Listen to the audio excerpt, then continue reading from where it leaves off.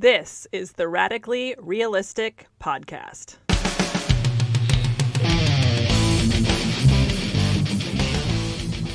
I'm Susanna LaPointe, a 14-year personal training and nutrition coaching veteran. My wellness coaching practice incorporates strength, nutrition, and self-care. Because while fitness and nutrition are very important, they are just the tip of the iceberg as far as taking really amazing care of ourselves goes. So I incorporate all other types of self-care practices into my coaching as well. I call this podcast Radically Realistic because when it comes to implementing sustainable habits and practices to improve ourselves or our lives, they must be realistic and they must fit into our current lives. Otherwise, they won't stick, and then what even is the point? Join me each week as we explore another aspect of taking amazing care of ourselves through a lens of being super realistic about what we can and will actually fit into our lives. Let's get started with today's show. Hello, friends. Thank you for listening today.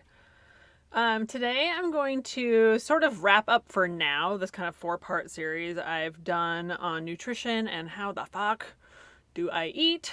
I'm going to wrap it up for now, and I'm sure I will revisit it in the future when I think of other stuff that seems to be coming up a lot. But today I'm going to talk about how to put together a full day of eating that balances our blood sugar and leaves us satisfied and not stuffed and not feeling kind of yuck from overindulgence and poor nutrition choices and things that are just not kind to our bodies. So I'm going to talk about that today, kind of in our last little installment for now. But first I want to tell you a quick little story that happened just a little bit ago.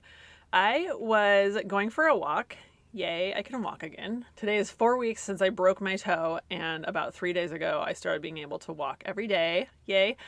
And so what I normally do on days that I record my podcast is I go for a walk and I record notes while I'm walking. I kind of brainstorm and record notes about what I'm going to talk about. So I spend the entire basically hour that I'm walking just kind of recording notes and kind of getting it all clear. And then I usually come home and then record the podcast. So that's where I am now. But a little bit ago on my way home from my walk, I ran into a woman who started talking to me. She was asking me about my dog, and we have a Labradoodle, and I told her that we got him initially. She was like asking about his temperament and all that. And we got him initially to be a diabetic alert dog for my type 1 diabetic son. So that's all I said, and then I was going to kind of explain that we never got that far. But then she's like, oh, I have diabetes. She's like, I have type 2 diabetes. And so I was very interested in that, and I started talking to her about it. And it's super interesting because I'd written all these notes, and the things I was talking to her about were exactly what I wrote in my notes, which I will get to at the end of the episode about diabetes and our medical system and everything. But it was super interesting because I was chatting with her and asking her about her experience with type 2 diabetes. And basically she said exactly what I said I'm going to say at the end of the episode is she got no training, no warning, no nothing from any medical system that any blood sugar issues were happening until she was diagnosed with type 2 diabetes. I cannot believe this. I can't believe there is not more education about this out there. She had no idea. She said she was a healthy eater. I don't really know what that means because people have different definitions of that. She said she was a healthy eater. She was conscious, but she was drinking a lot of alcohol. And so at the time, the alcohol was what really caused her blood sugar fluctuations and all that. But it doesn't even matter.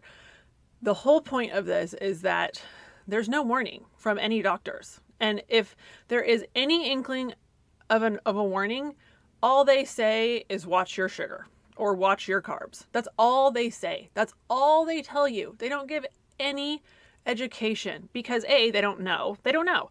Doctors don't know how to prevent type 2 diabetes. They know how to medicate it once you have it, which is what happened to her. She was medicated and she said it made her feel horrible. Metformin is typically what's prescribed, and it makes you feel awful. She's like, I was nauseated all the time, and I don't know, a couple other terrible things. Like headaches, I think it was headaches, and she was nauseated and dizzy all the time. And she's like, I got off of those, and my doctor's going to yell at me probably. She's like, but I'm feeling so much better. She's managing it with her diet. She's like taking care of herself now. And her doctor, like, they don't know anything different than to give drugs. And that is not a solution. So I just wanted to tell you that because it was literally exactly what I had just said in my notes for this podcast, which we will talk about at the end when I get there. And she experienced that exact thing, just like the very poor medical care. So all of that to say, I'm going to get started now with what I had initially planned. And that is that I want to help you understand how to navigate the middle today. We're going to talk about navigating the middle, where I'm going to give some examples of a very restrictive choice and a very indulgent choice, and how you could sort of have the same type of thing, but navigate the middle of between deprivation and indulgence. So satisfied but not stuffed is one of the main tenets of Moderation 365. And if you've heard me talk about Moderation 365 before, this will be a little bit of a quick recap, but Moderation 365 is a philosophy that I am currently getting certified in. It is a philosophy that changed my life from binging and depriving, from dieting and overindulging for like 11 years. 11 years I struggled with binging and depriving. Well, it starts with deprivation. So I struggled with deprivation and then subsequent binging because of the deprivation. So finally I was ready to give that up because it just like was not working for me. So I joined this Moderation 365 Food Obsession Bootcamp and finally put all the practices into place to get to a place where I have complete food freedom now, where I don't feel ruled by food rules or obsession. There was so much obsession. So basically, I am learning how to be a really awesome Moderation 365 coach because I absolutely believe in the program 100%. So one of the first things we talk about is the deprivation indulgence scale. So if you imagine a line with a 1 on one end and a 10 on the other, 1 is being pure deprivation. Like any meal plan that you follow, like a diet meal plan, is going to be pretty much on that end of the spectrum. Pure deprivation, like no fun, no satisfaction, not enough calories, like not enough things to keep your blood sugar stable, and you're going to end up eventually almost 100% for sure going to be binging on the opposite end of that. It could be like after a couple days, after a couple weeks. Sometimes people last months, but eventually your physiology forces you to make up for those lost calories, and we end up binging. And that would be number 10 on the scale, where it's like, I don't care what it is. It's like brain shutdown mode. You just shove food in your face, or you just go for the most indulgent thing you can find, pizza, lots of pasta, lots of bread type products with cheese and like just sweets and all these things like that we can binge on that we believe that are bad because we've been told that by the diet industry. And yes, they are much less nutrient dense than a lot of other foods. So it's wise to limit these foods, but that dichotomy between the depriving and binging is what just going back and forth between those two things all the time. It causes so much mental anguish, so much stress, and so much like preoccupation with food, and it's just ridiculous. So the goal of Moderation 365 is to navigate the middle between a 1 and 10. If you imagine a scale with the numbers 1 through 10 on them, sticking with 4, 5, and 6 every time you eat. And that means satisfaction level of 4, 5, and 6. Every time you eat. Looking for ways to make sure that your food is satisfying, but not so indulgent that you're going to be stuffed and feel gross after you eat. So that's what I'm going to talk about today. I'm going to talk about I'm going to give a bunch of examples of a deprivational version of the food and then like a super indulgent version of the food, and then how you could kind of navigate the middle of that to find a satisfying but not stuffed feeling after you eat.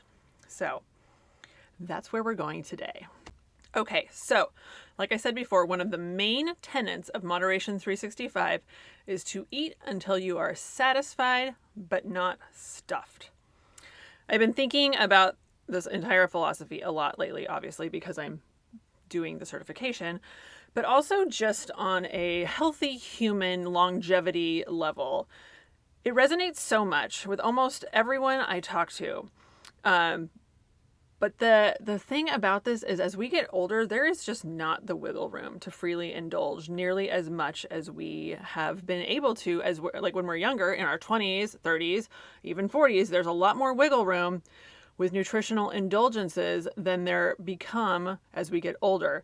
And first of all, things show up on our bodies by way of like extra body fat, but it also shows up in our bodies with like extra inflammation and blood sugar issues and I don't know, cholesterol issues. Like just the inside of our body starts to break down due to either excessive consumption of really nutrient poor but highly processed foods and or excessive calories, which is just overeating.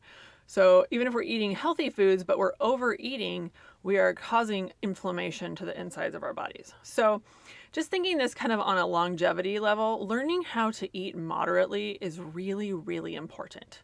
It's a last stop. Like once we learn how to eat moderately and mindfully, we can eat this way forever. And it's by using your own your own biofeedback signals with your hunger levels, your energy levels, your cravings, your sleep, your stress, and just kind of all of that, keeping all of that in check and learning how certain foods react with us and everything. So all of this is very important as we get older and we are really no longer able to eat with abandon anything we want or drink whatever we want all the time, because it does start to degrade our health, and it's going to do it pretty quickly as we age. So this is important on that level as well, not just kind of like a food obsession level, but just kind of an overall health level.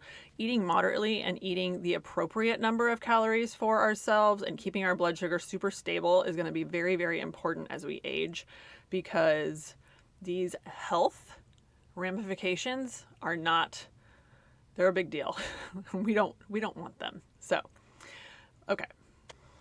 Learning to eat moderately and mindfully it's a practice. We have to practice at it. It doesn't just come naturally, because it's honestly a lot easier to follow a meal plan. And it's definitely easier to not think about it at all and eat whatever you want, whenever you want, however you want, not giving any regard to nutrition or our future health in any way. But both these ways are definitely easier than learning the nuances of eating a moderate, healthy diet while also enjoying some treats and indulgences here or there to keep us satisfied enough to not binge.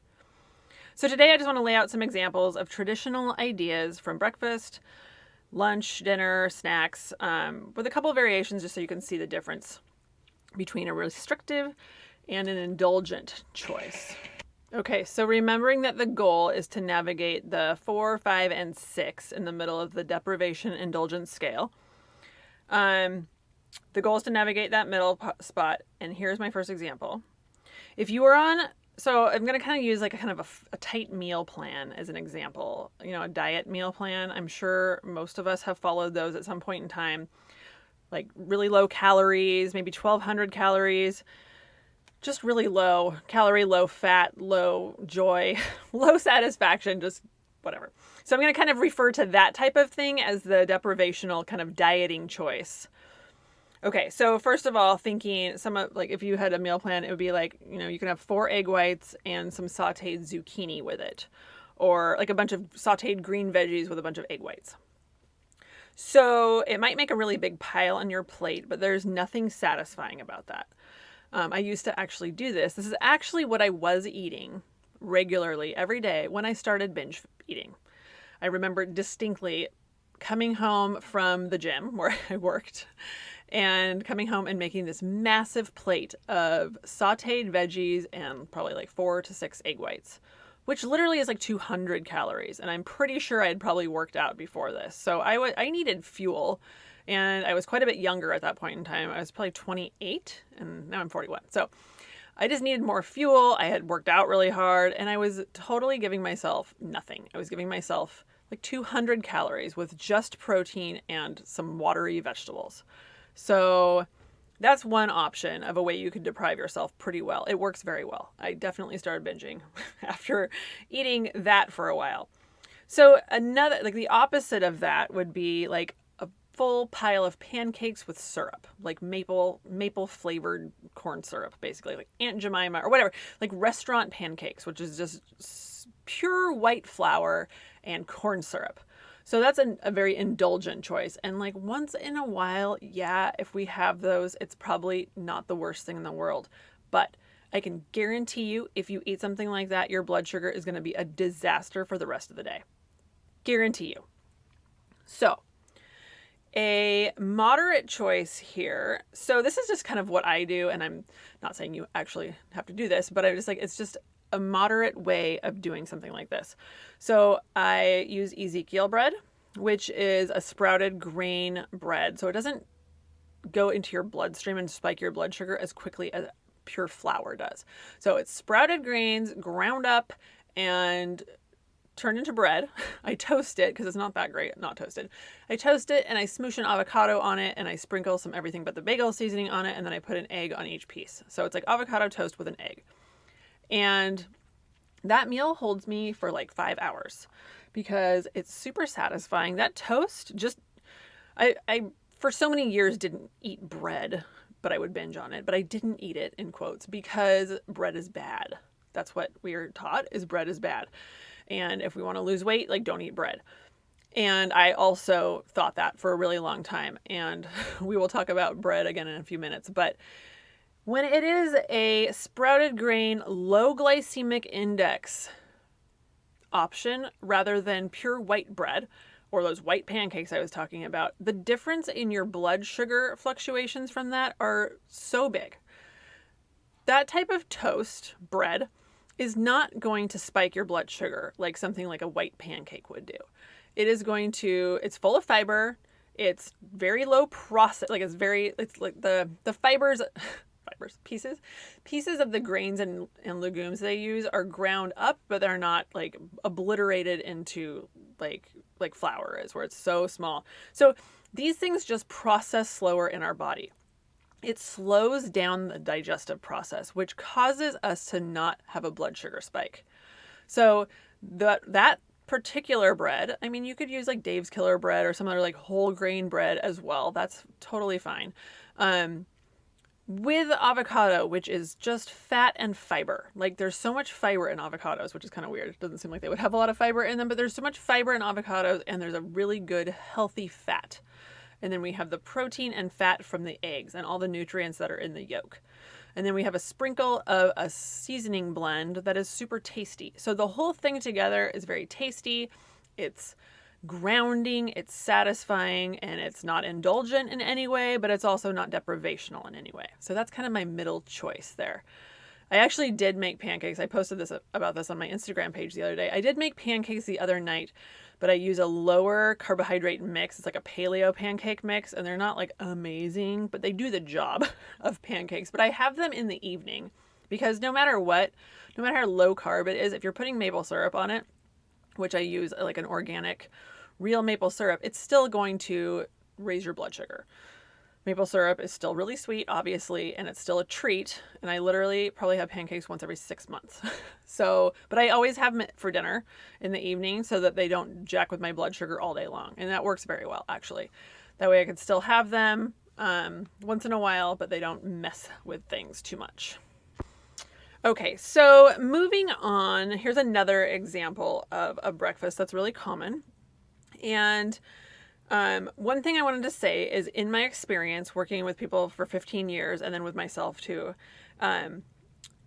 if we skimp on calories in the earlier part of the day in order to be able to eat more calories later in the day, which I would like to say could be a completely subconscious decision.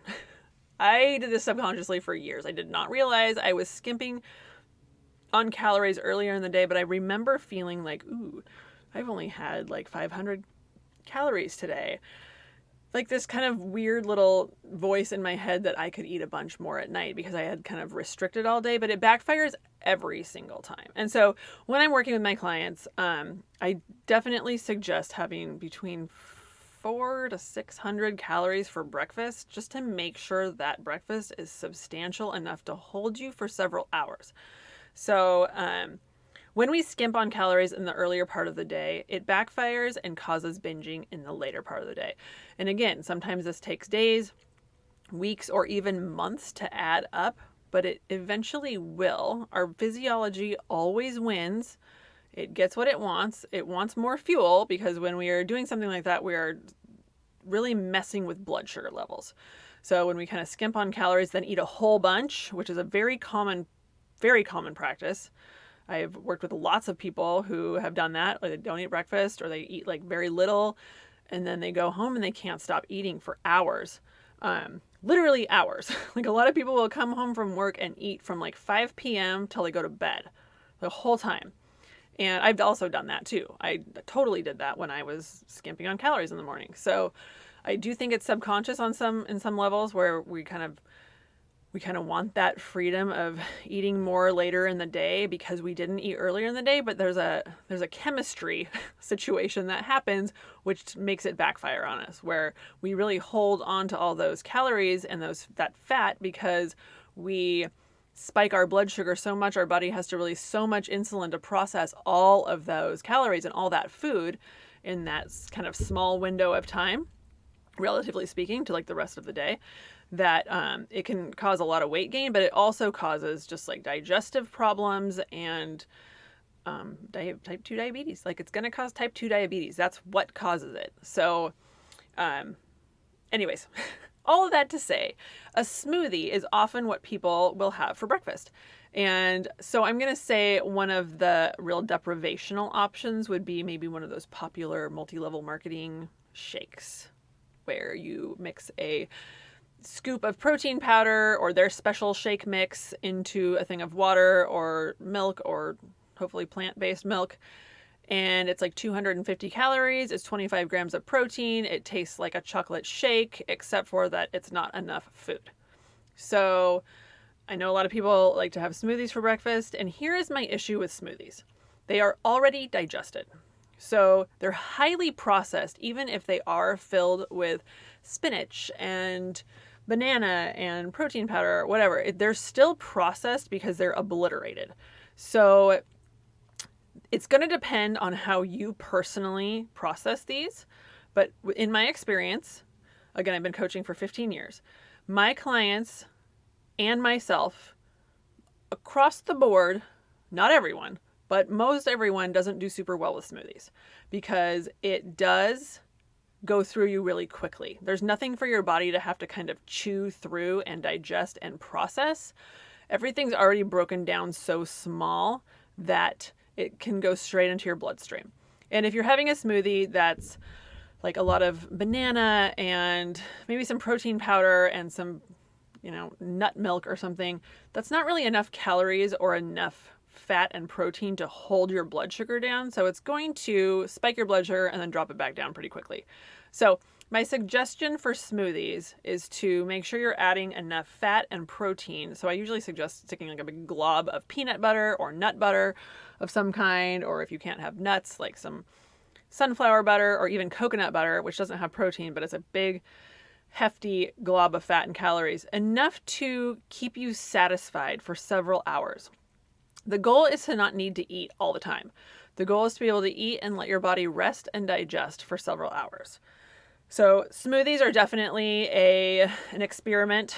I think a lot of people don't really pay attention to their signals and don't really know if their hunger is on a level between 1 and 10. They don't know the difference between, a 4 and an 8. They just know if they are starving or they know if they are stuffed, and that's it. So as part of Moderation 365 as well, is like learning these little nuance. Like there's a 2, 3, 4, 5, 6, 7, 8, and 9 between starving and stuffed. And you can really pay attention to your signals as you are trying these things. Like if you make a smoothie and you're starving an hour later, that is a big signal to you that smoothie is not going to work. That is not holding your blood sugar stable. There even could be a lot of calories in it, and still you could be starving within an hour or two because it's just already so processed. So smoothies are a little bit of a different deal there. You got to really pay attention to how your body handles them. But on the indulgent end of kind of like the liquid breakfast thing, it would be like a Starbucks Frappuccino type of thing, where you definitely would feel like full from that for, a little while, but you definitely would have a blood sugar crash shortly afterwards because there's so much sugar in it. So, navigating the middle with a smoothie can be done, but it needs to be done mindfully and make sure your body responds well to that. Okay, so after breakfast, we have to have lunch at some point in time. So here's a couple lunch ideas. Let's say our deprivation plan is one of those pre-made low-calorie diet meals from the freezer at the store. One might think these are a good option and sort of force themselves to eat something like this because they think it's a healthy plan or a healthy option, but likely they are not satisfied from this thing. Those meals range between 250 and 350 calories, which in my opinion, again, is not enough to fuel you for several hours. And they usually taste like crap. So you can kind of muddle yourself through eating something like that for a while, but at some point in time, your body is going to be like, this is gross and I need pizza, basically.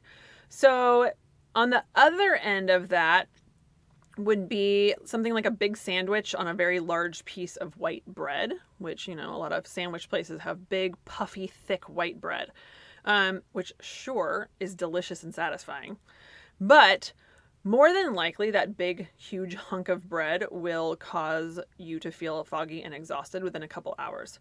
I actually have a lot of people that have reported that, having bread at lunch makes them feel foggy shortly afterwards in the afternoon. So a more moderate, middle-of-the-road choice there would be maybe a wrap.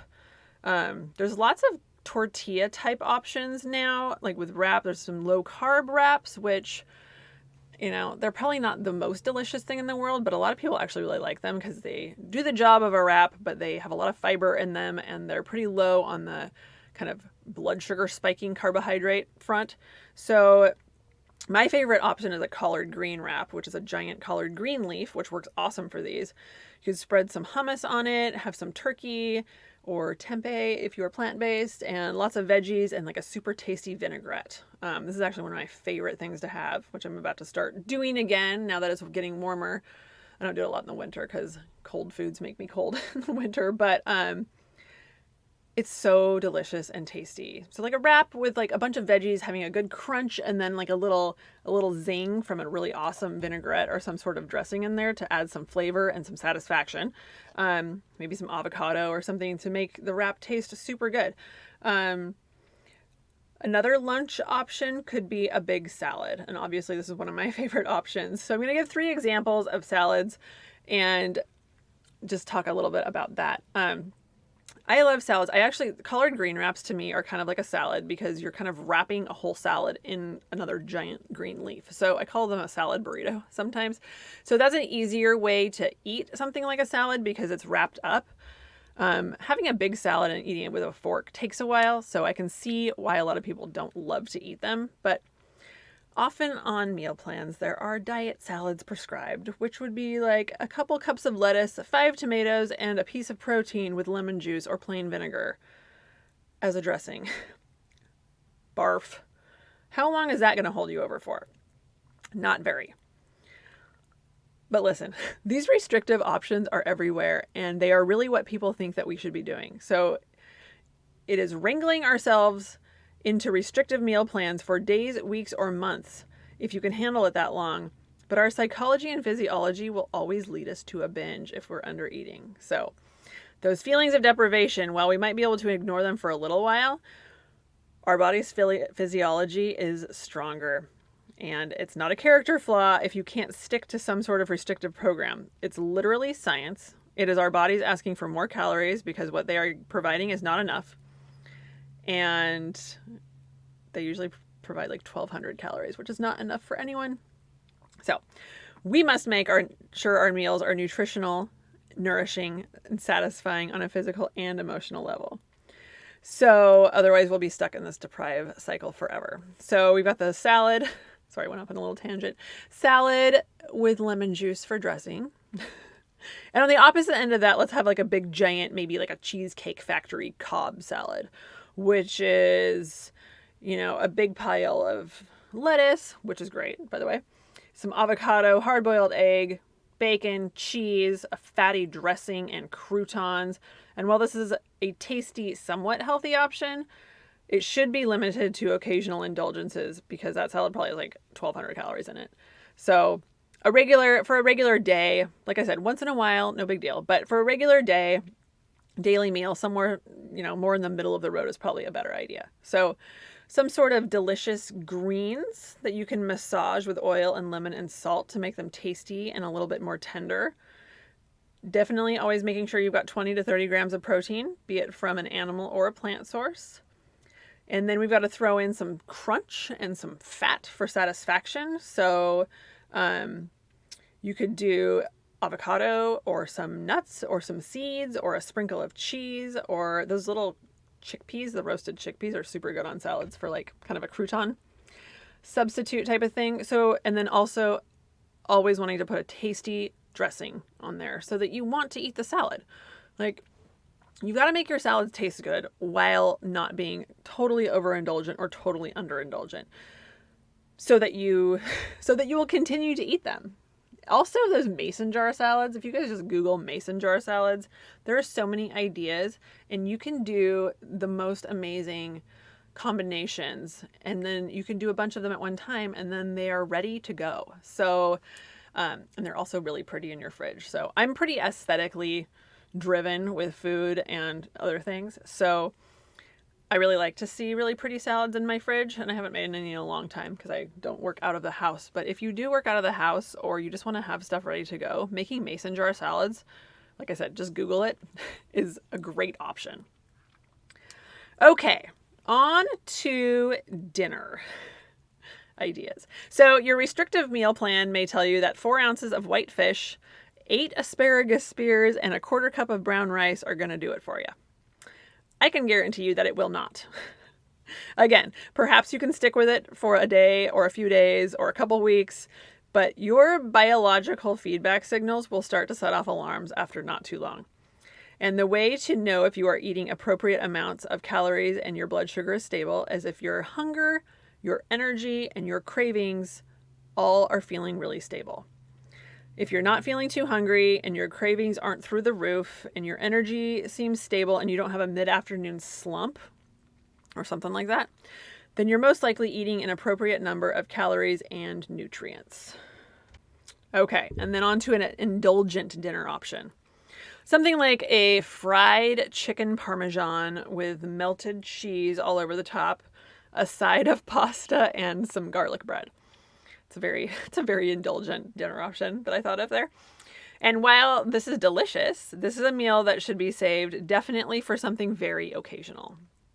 A middle of the road option would be something like a piece of salmon, some mashed sweet potatoes with coconut milk and garlic. I put those in the food processor and smash with those 2 things, make it really tasty. And a big green salad or roasted veggies of some kind, or some sauteed greens with lemon and garlic. Having enough fat and calories and nutrients and flavor, like the flavor part is really important for satisfaction and ensuring that we're not going straight to the refrigerator or the pantry right after we eat to look for a whole second meal because the first meal left us feeling so deprived. But conversely, if we're constantly indulging on really high calorie, processed, very fatty foods, that is not great for us either.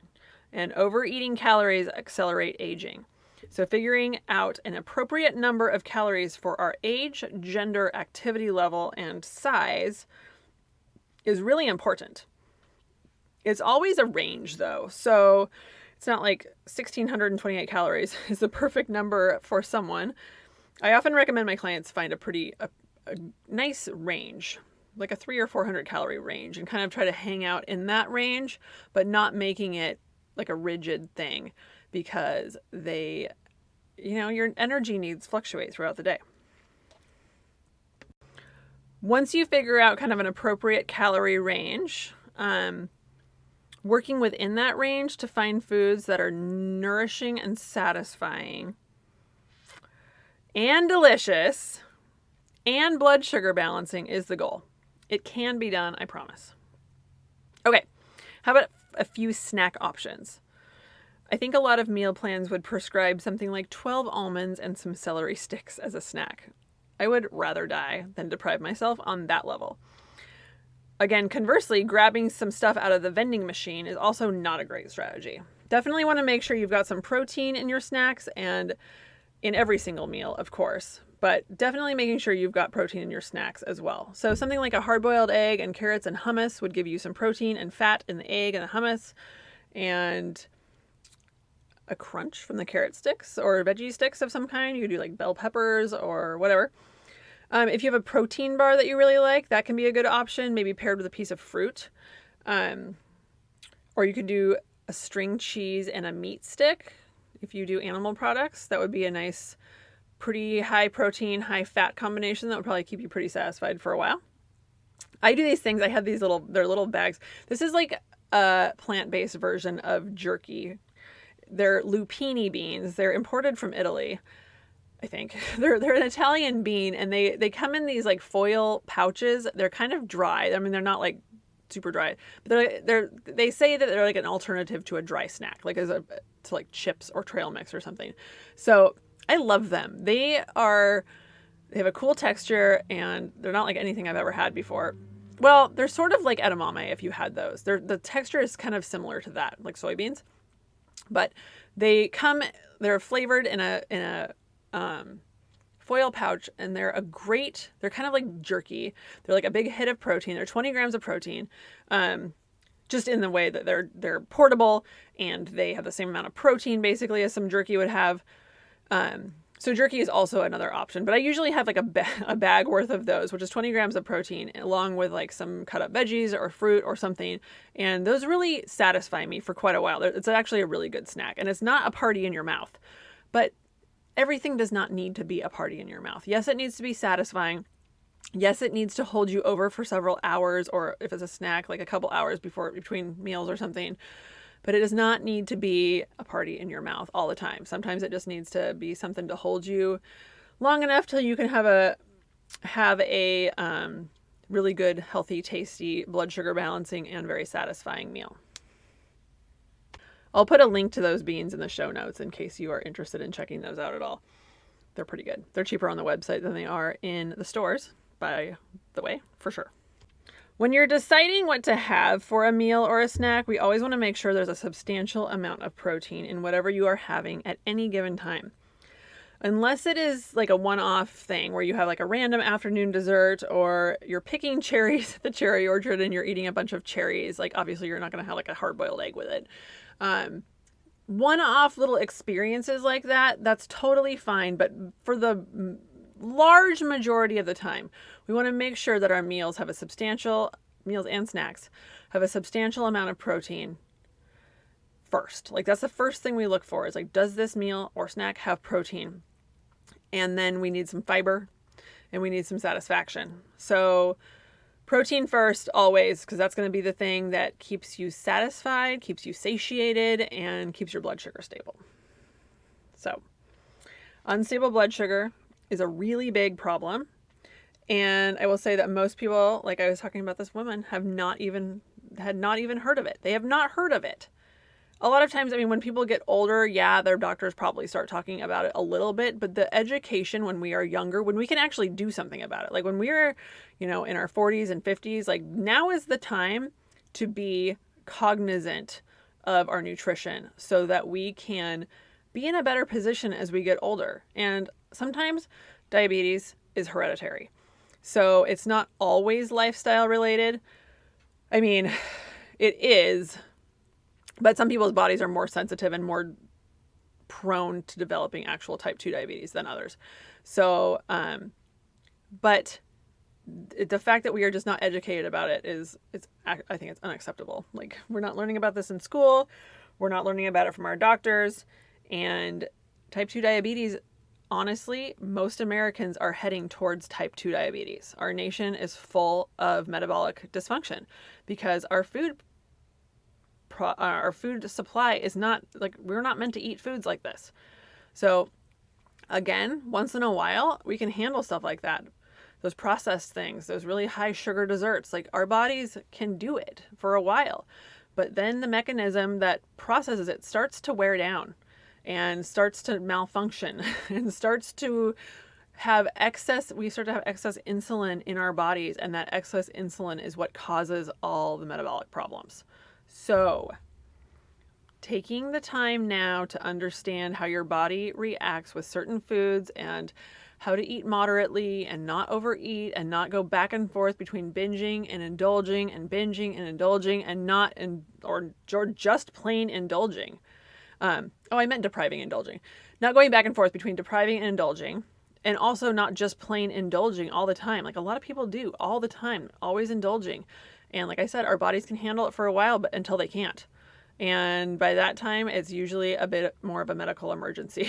So if we can get a handle on this stuff now, it's really important to be able to. So all of that to say, I'm going to wrap this up. This might be my longest episode yet, but I'm super, super passionate about this stuff, as you can probably tell by my voice. I really want to help people understand nutrition and blood sugar and just feel so much better. Like, most people are going up and down between low blood sugar and high blood sugar all day long. And it's actually not a very complicated solution to that. It's just being a little bit more mindful about the combinations of foods you're putting together and making sure you're making your meals satisfying so they hold you for a while, so you don't have to be eating all the time. So I am putting my contact information in the show notes as usual, and I would love for you to contact me if you have any questions about anything. I would love to talk to you about it. And if you want nutrition coaching, that's what I do. I am a personal trainer and I'm a nutrition coach, and I would love to help you feel better. And wherever you are at right now, it is 1,000% fine, and we can move on from there. And I'm really like, the way I'm working right now is like whatever works to help my clients get really consistent with exercise or nutrition. Like I set the bar really low. Like, expectations need to be lower. I think the high expectations of being able to stick to these restrictive diets or these very intense workout plans, those are what kill us. That's why I'm calling my podcast Radically Realistic, because our realistic expectations are what help us actually make progress and be consistent and stick with the changes we make. Because if they're unrealistic, the expectations are unrealistic, we're not going to stick to them. So, okay, I'm going to wrap it up for today.